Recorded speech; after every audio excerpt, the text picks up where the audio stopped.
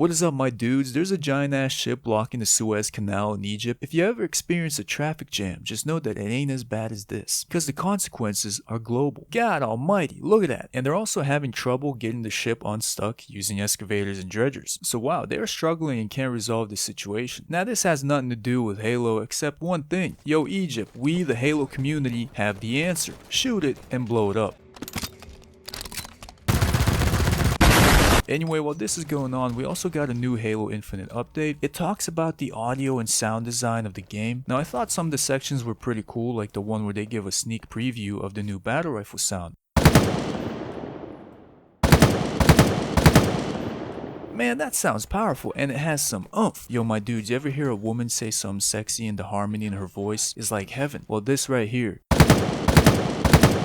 I'm taking to BR. But in particular, I want to focus on the new banished brute weapon called the Skewer. So essentially what I'm going to do here is literally read 343's explanation, because one, like 90% of the Halo community doesn't read these updates at all. Bruz, you're killing me. And two, it has valuable info on how they design a new weapon. Yeah, I'm psyched. I can't wait. Alright my dudes, so how does it happen? Well, I'm going to start reading because I think this is sick. When starting the production on the new weapon, we'll first sync with the sandbox designers and get an overview of the weapon. We usually get involved after there's a working prototype in game and we have seen some concept art of the design's final intent. While experiencing the prototype in game, we start envisioning how it should feel and sound. The design process always begins with acquiring your source. This is why we record a lot during pre-production, so we can have a lot of source material to build and design assets with. We then palletize this source into different elements that will be used, such as impacts, explosions, electricity, synthetic, chemical reactions,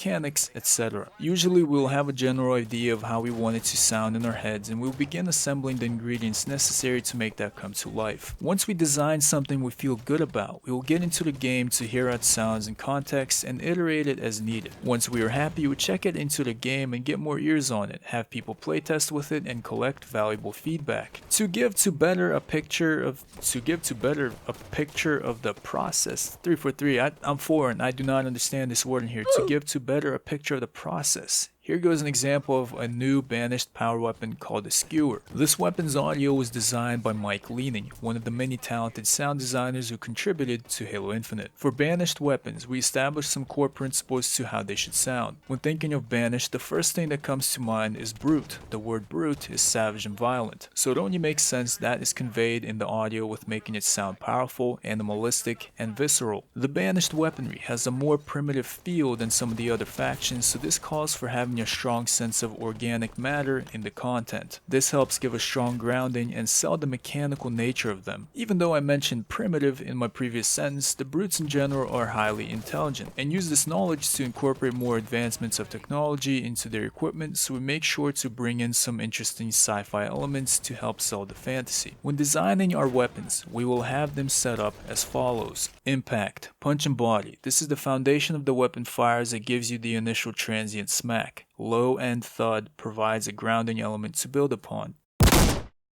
Mech. Since the Skewer fires a large spear, it really needs some strong mechanical elements such as thick metal clanks and deep slides. Sci-fi. Process and synthetic layers used to give it a unique alien feel.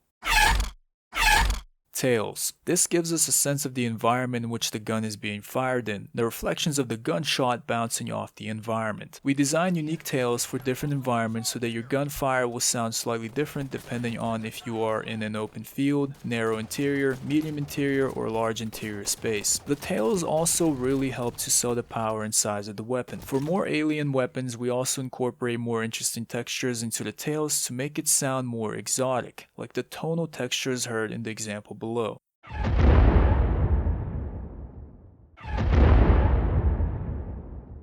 The Skewer, being a power weapon that has a slow rate of fire and deals a whole lot of damage, lets us stray away from our core design process I was describing earlier and really go over the top with it. Mike did a killer job nailing the aesthetic with this one. Here goes all the layers played back together.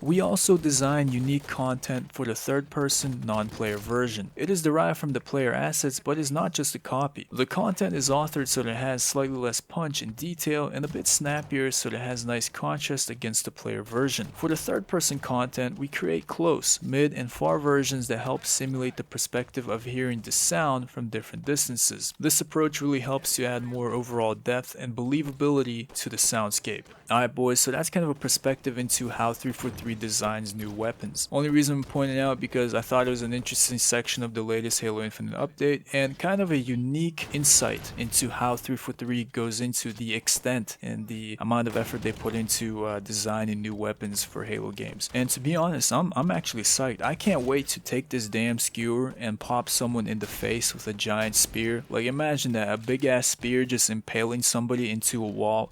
I mean, if it functions like that, imagine if you impale Spartans into a wall with a spear with this brute power weapon. My god, it's gonna be awesome. They gonna be sweet. We all need this game, man. Like I can't wait till the beta launches or we get something at E3 if it happens this year, because we got what, like 8 months to go. It's been 8 months since the demo premiered. We got 8 months to go. Alright my dudes, that's gonna be it for this one. As always, I want to thank you all for watching, and until next time.